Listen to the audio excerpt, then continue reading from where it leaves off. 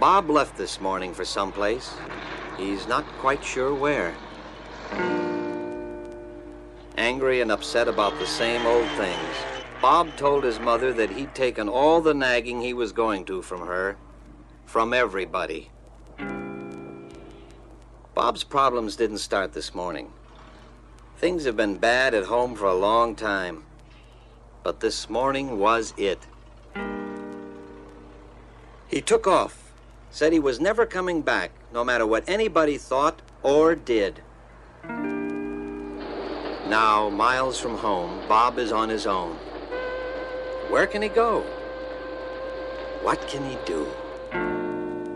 An estimated 500,000 youths between 12 and 18 run away from home every year. About 80% return home within the first 24 hours on their own. Many quickly realize that while they can run away from home, they cannot run away from their problems. They must be faced and solved.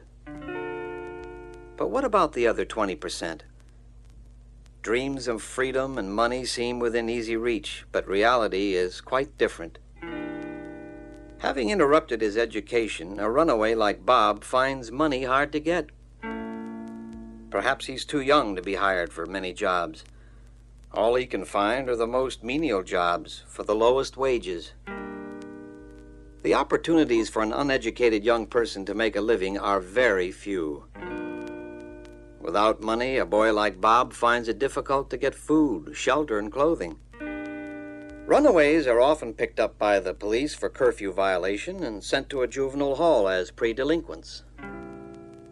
To get money, others turn to theft.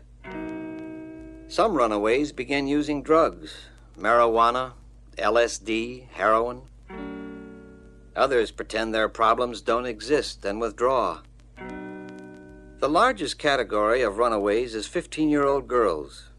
They are often running away into hasty and poorly founded marriages. Most soon discover that their new situation is no better and often worse than what they left behind. Runaways often find that they have fallen into the company of persons who deal in illegal activities, who gladly take advantage of their youth and innocence to promote their own finances. Sometimes the young runaways fall prey to undesirable individuals and become the victims of sex offenders. Most adolescents who are picked up by the police are arrested for theft, sex offenses, narcotics, curfew, and liquor violations.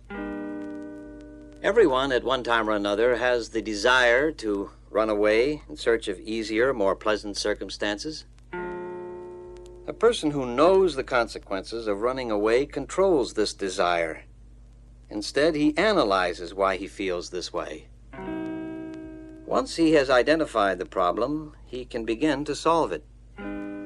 Today, the two most common reasons why young people run away from home are broken homes and poor communications with parents.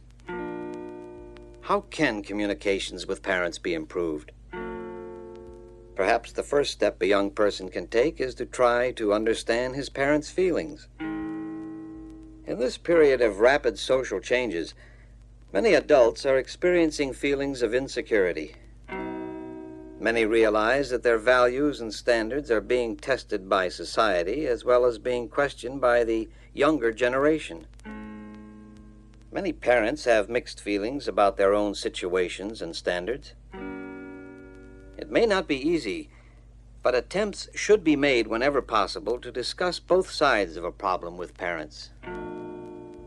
Communication is improved if discussion is held before either side becomes antagonistic or defensive.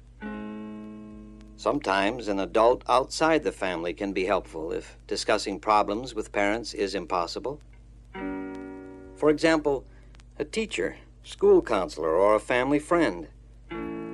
Learn to solve your problems at home.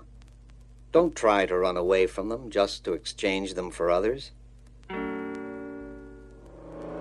Bob is trying to run away from his problems because he is angry and frustrated. Now he's faced with new problems, problems more serious than the nagging and arguments at home. Hopefully, Bob will return home to work out solutions for his old problems. It's an important choice.